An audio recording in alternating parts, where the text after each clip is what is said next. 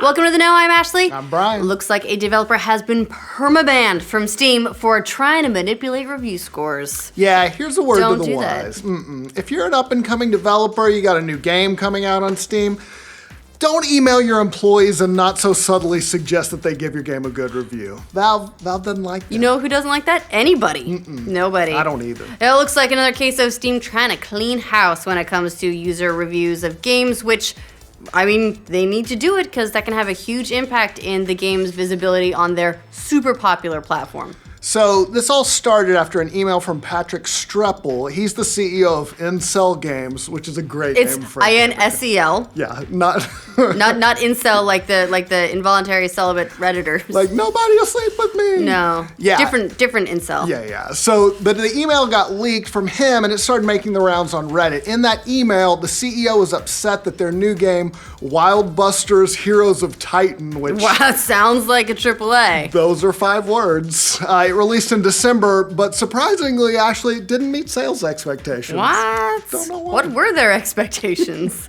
CEO, not happy about this. It's his job to be unhappy if they miss sales expectations, understandably. But in the email, he encouraged employees to buy copies of the game and then leave a Steam review saying that he would reimburse them for the expense. He wrote, "Of course I cannot force you to write a review, parentheses, let alone tell you what to write, but I should not have to. Neglecting the importance of reviews will ultimately cost jobs. If Wild Busters fails, Incel fails, and then we will all have no jobs next year." So, no pressure there. Hey.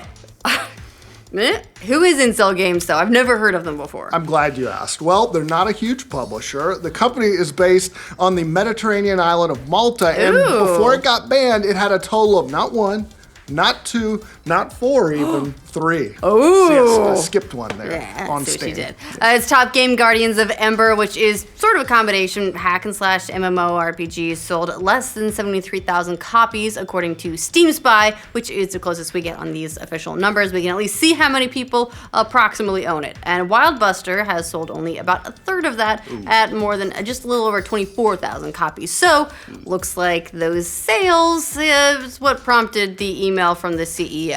Yeah, he's not happy. And after the email leaked, Valve got involved. They investigated the case. So what is this all about? Yeah, mom and dad coming to see what's going on in the bedroom. That sounded Awkward. Weird. Yeah, Real weird. Awkward. I'm sorry. And in a post yesterday called Steam Review Manipulation, Valve said that it, quote, identified unacceptable behavior involving multiple Steam accounts controlled by the publisher of this game. Oops. Yeah. Valve added that the publisher used those multiple accounts to post positive reviews of the game, which, that's a violation. Can't do that. Nope, not allowed. Then Valve dropped the hammer. It wrote, "For these reasons, we are ending our business relationship with Incel Games Ltd. And removing their games from our store. If you have previously purchased this game, it will remain accessible in your Steam library." So, all 24,000 of you. Yeah. For its part, Incel is now saying, they're sorry, we'll do better.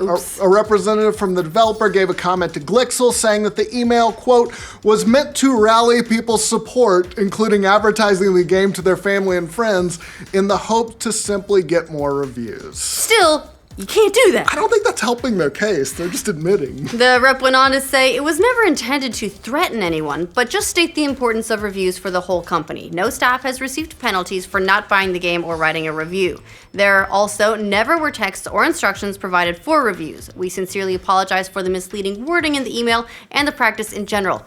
But it's not just about positive reviews, it's that you're not supposed to send your employees to write reviews in general. We actually had a thing once, funny story, internally here at Rooster Teeth, where someone was like, "We should all go leave a review," and everyone was like, no, don't do that. Yeah. That's not cool. That was not on one of our games on Steam or anything. It was on something to do with Amazon, and we were like, don't do that. That's not a thing that you do.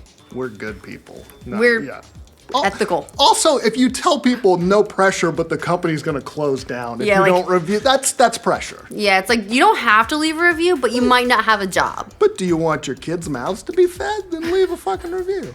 The mouths. But the studio, they say they're not shutting down. The rep told Glixel that Incel, quote, will keep working on improving Guardians of Ember and Wild Buster while still providing access to our games through other channels. We hope to regain the trust of players through our future actions and are in further discussion with Steam about this incident. So all this looks like, well, it certainly seems to be another move by Valve to try and bring some order to the current Wild West of user reviews. The fact is, user reviews are really important. There have been a lot of attempts by developers to manipulate them throughout Steam's history. This is just the latest. Yeah, but in recent years, we've definitely seen Valve trying to crack down on a lot of things. Yeah, which is good. Last year, they removed a game called The Art of Stealth from Steam after it came to light the developer was faking good reviews for the game. Sounds real familiar. Yeah. Valve said in that case, the developer had created multiple accounts to post positive reviews for the game. You think they would learn from those guys. Oh, and the developer also got into an internet fight with Jim Sterling and tried to DMCA his video, making fun of a very crappy game, so and that was fun. This isn't even, we're not even talking digital homicide. No. Just wait, we will. Yeah. But it's not just bullshit reviews from developers. Valve's also been tinkering with other kinds of tweaks to reviews as well. Yeah, in 2016, Valve started filtering reviews from players who didn't buy the game directly through the Steam storefront. The goal in doing that was to stop the practice of giving away free keys for good reviews, which a lot of people would do in bundles, but yes, some shady-ass people tried. Yeah, and last year the company also tried to tweak the system to combat review bombing, where there were coordinated negative reviews of a game by a mass of people. Happens all the time. Yeah. Gamers will get mad at a particular title or a developer, various reasons. Maybe there's an update they don't like. Maybe they do an arc and they decide to do the paid DLC before the game leaves early access. Just there are all kinds of different things. Oh, maybe the Firewatch developer says something and everyone says, this is not cool, and then they go and they bomb the reviews and try to change it. So they've been trying to fix that. Yeah, and developers take those reviews very, very seriously. They want those good numbers, and understandably, user reviews are one of the biggest factors in how well a game sells on Steam. You absolutely look at, you go to a game and you see oh, overall, very positive, I will read more. Now, some devs take the reviews a little too seriously, though, like the time the Digital Homicide tried to sue Steam users for the crime of leaving bad reviews. They got banned from Steam, too. And also, those were the other guys who tried to go after Jim Sterling for criticism of their game. It's the gift that kept on giving, really. Just don't do that. We're all just gonna make fun of you, and it won't work. No, it won't. But Valve not just cracking down on reviews. No, the games too. Last year, it pulled hundreds of games off Steam from alleged shovelware developer Silicon Echo Studios. That was done after allegations that the company's games were so-called asset flips, or games that are made with essentially copied and pasted pre-purchased assets with the goal of generating quick revenue without regard for any sort of actual, playable game. So yeah, all in all, it looks like another effort by Valve to clean up Steam and make sure that all of that crap stays to a minimum. Not gonna get rid of it all, but try to keep it. Yeah, I mean, there's no way this will be the last time something like this happens. Unfortunately, Valve's gonna have to continue policing and continue policing. As for Incel, the developer says they're not going anywhere, but we'll see. It can be difficult to stay afloat without access to the biggest PC game marketplace, especially if you're already having trouble.